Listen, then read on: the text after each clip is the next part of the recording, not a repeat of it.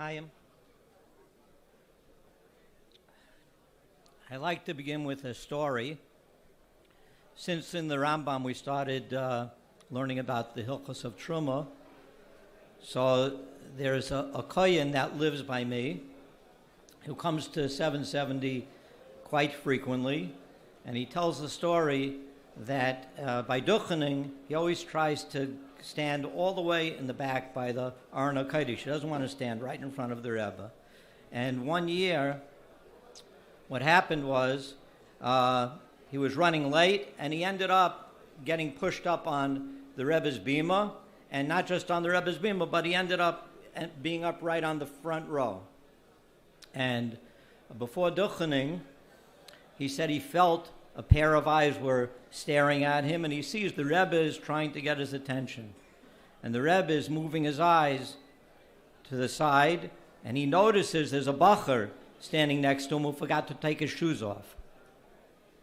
So he understood the Rebbe wants him to let the bacher know. So he nudges the bacher, he looks down on his shoes, and the bacher, like, he's trying to knock his shoes off, one with the other. They were tied on too tightly. They couldn't get them off. So there was an older chassid who saw what's going on. He bent over the front row. He put his hands in his talus. He untied the shoes, and it ended up okay. And this kohen, he says, like, why couldn't the Rebbe just look straight at the bacher? Why did he have to look at him to tell the bacher? And he realized that could you imagine if you were that bacher and the Rebbe was looking at you and showing you that your shoes are on? You would have been mortified. It would have been horrible. So how sensitive the Rebbe is with each one of us. Now, why is the kinnis today? Why is it not 5 months before? Why wasn't it 7 months before? Why is it punkt today? So we know Medaf Levim the Zeit. I was learning Chitas, and I saw both things were in Chitas today.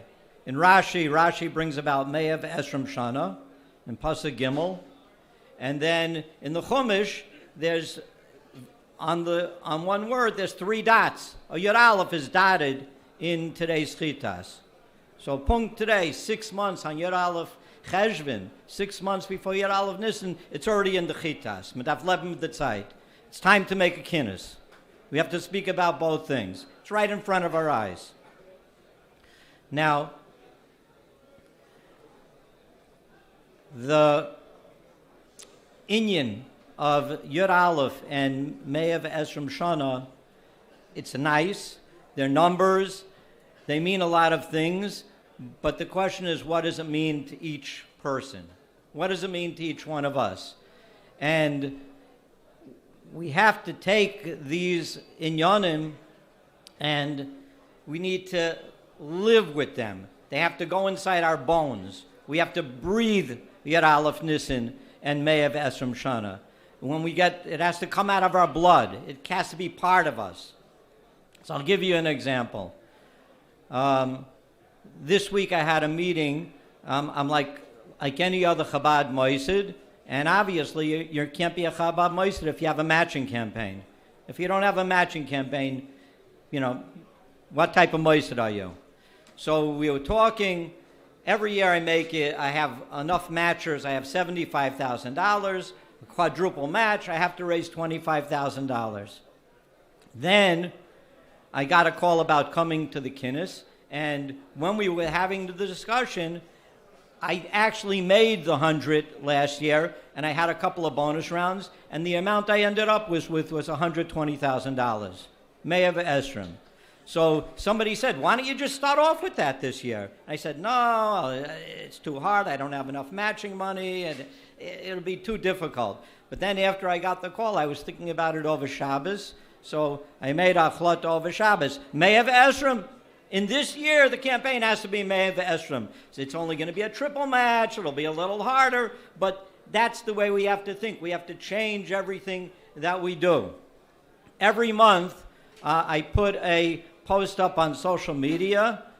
Today, it's Yud Alef Mar Cheshvan, 6 months away from Yud Alef Nissan, and then hashtag Yud Alef Nissan countdown. And the same thing will be the next month and the next month. But now I added a second hashtag, hashtag Yud Alef Nissan countdown, hashtag the big 120. So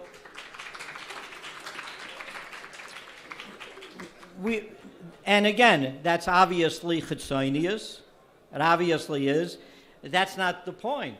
The point is that we have to think along these lines. It has to be how many kaifsim come out, and how much the Rebbe's Torah is split up, and how many Igros Kodesh, and how many, all these things, all these achlatas, if one kochs in the achlata, and then that's it, then there's the rest of the day. There can't be the rest of the day. This has to become the entire metzius of every bacher, that every bacher has to koch so much in Yud Alef Nissan and so much in Me'av Esrim that any time they're looking, they're going to see Me'av Esrim, this, that. It's going to come up all the time. Yud Alef, and where do we learn this from to koch in every Yud Alef? It's obviously from the Rebbe. The Rebbe speaks so many different times. Maybe there should be a achlata for Me'av Esrim Yud Alef Nissan. Somebody should put a kavitz together, all the places where the Rebbe speaks about Yud Alef. And you'll see what a thick sefer it'll be. I don't know if such a sefer exists, but I'm willing to participate and help if there's a group of Bochurim that want to work on that. But a Yud Alef sefer, a sefer all about all the Yud Alefs, dafka from sichas from the Rebbe, and everybody will see it's the Rebbe who kochs in Yud Alef. Another idea we see, we know next year is coming up to Shnas Hakel, so the Rebbe also, he demonstrates that by Hallel, in the Shnas Hakel, he specially held the Lulav and Esrik together, the entire Hallel. And why? Because it's Shnas Hakel. So whenever there's a special year, whenever there's something special, we do it in our chatzoniyistic actions. We koch in it so much that that's all that we're consumed with.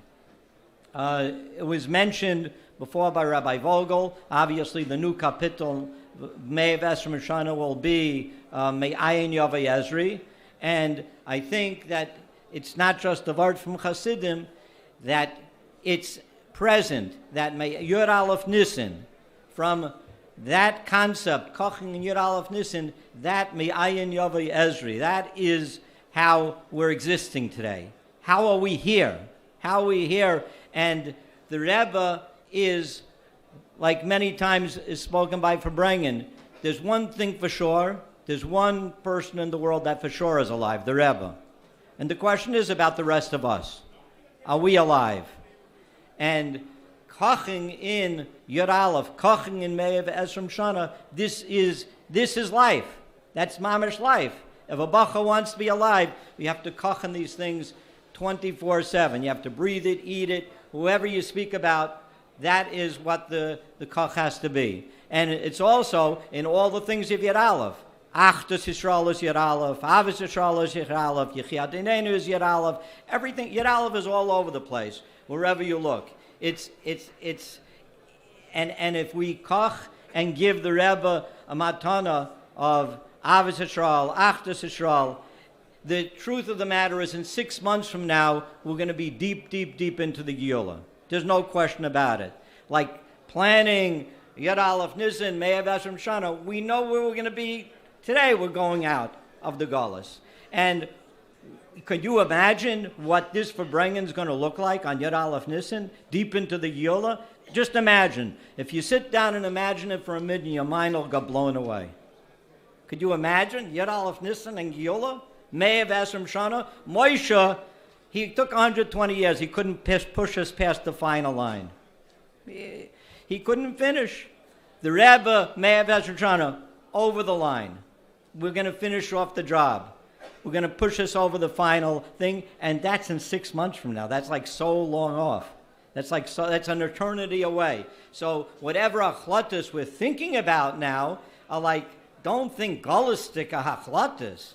Don't think achlotus that we're going to be mugbal and gullus, and we are going to be deep into the Geula by the time 6 months comes from now. So any achlotus and anything that we plan to do has to have a Geula dika and a Mashiach dika whole. That's what it has to be full of. Mashiach, Geula, Yud Alef, Me'ev Esrim Shana, and on and on. I just like to finish also with a story. And this is a story of a Yid that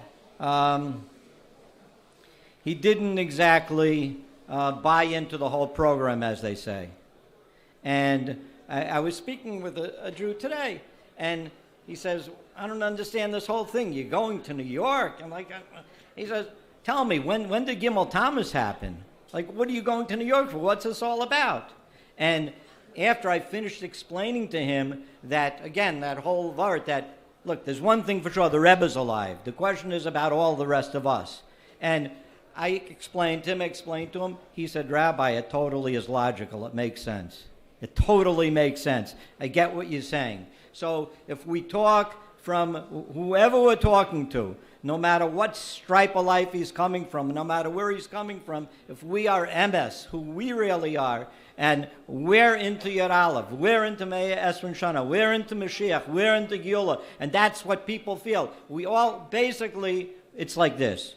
We all have to walk out of here being a walking Yud Alef, a walking Me'ev Esrim Shana, a walking Mashiach and Geula. That's what our whole Metzias has to be, not just out of the mouth. Has to come from the heart, has to come from the neshama, has to come deep from inside. And if that's the yakishkas coming out every time, that's what it is. It's straight, panemius, chitzonius, it's all the same. That's what it's all about. And Mitzvah Hashem, we could bring the whole night about it, but I'll yield my time.